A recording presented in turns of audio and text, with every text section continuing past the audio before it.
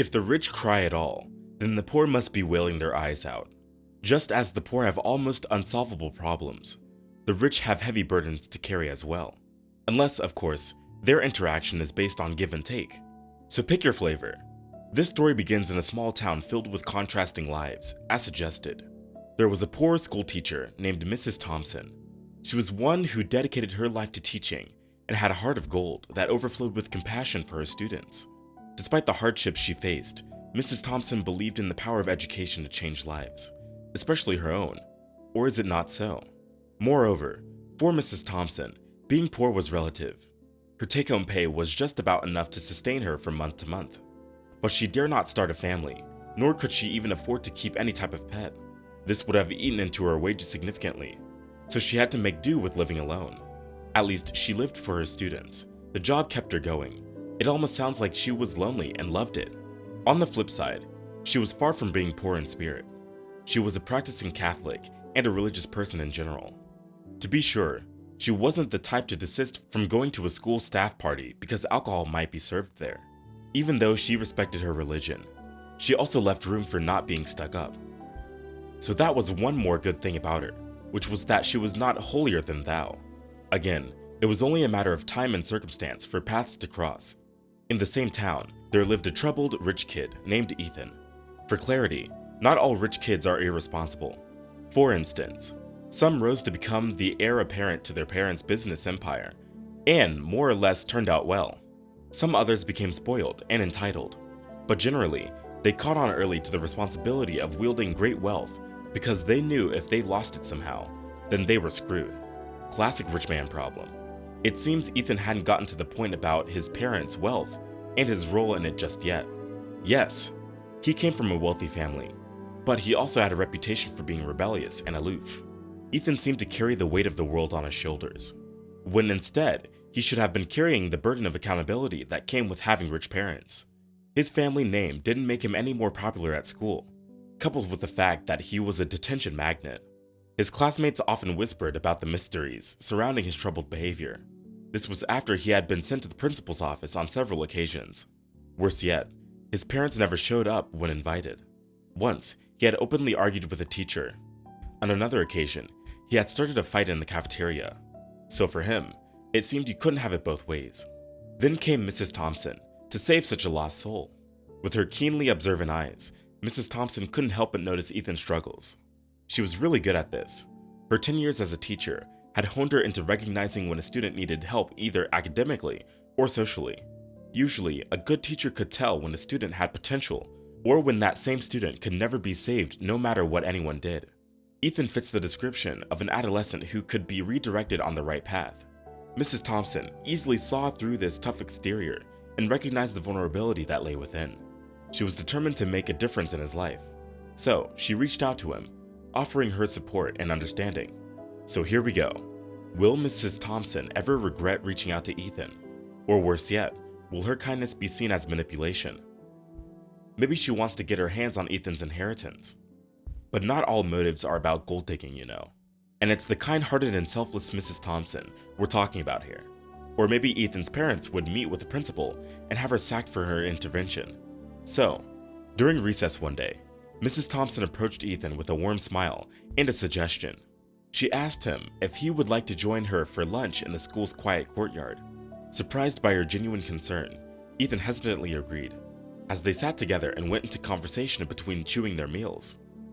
Mrs. Thompson patiently listened as Ethan shared snippets of his troubled life. Her gesture seemed to be working like magic. Apparently, what Ethan had needed all along was someone to talk to about his challenges. Mrs. Thompson had quite rightly met him halfway, or at least almost halfway. Ethan gladly went on and on as he spoke about his parents' constant absence, their preoccupation with work, material possessions, his own feelings of loneliness and neglect. He admitted to acting out as a cry for attention, hoping someone would notice him amidst the chaos of his affluent but emotionally distant family. Fortunately, Mrs. Thompson of all people did. Don't people generally say, you never really know whose life you're blessing if you stretch out a helping hand? As she listened, Mrs. Thompson's heart really ached for Ethan.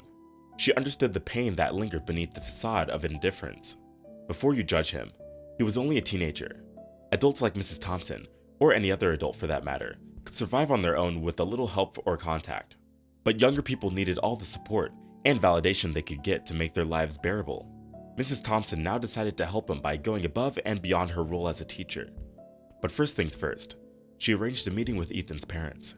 It was scheduled for the weekend at their home and not on the school property, so they wouldn't have any excuses.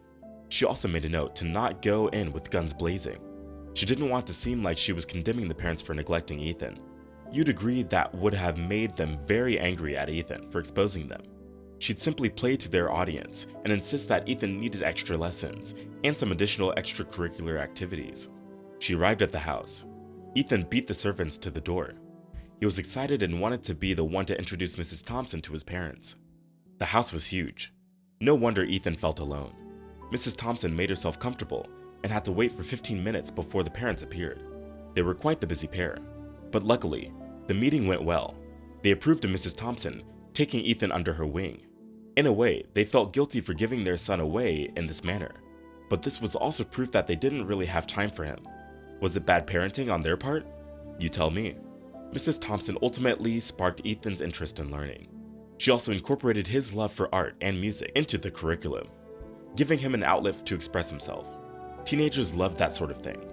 Slowly but surely, Mrs. Thompson's efforts began to bear fruit. Ethan's demeanor shifted. He started attending school more regularly, actively participating in class discussions, and even forming friendships with his classmates. The once troubled rich kid had found solace and a sense of belonging within the walls of the classroom. Mrs. Thompson's impact even extended beyond academics.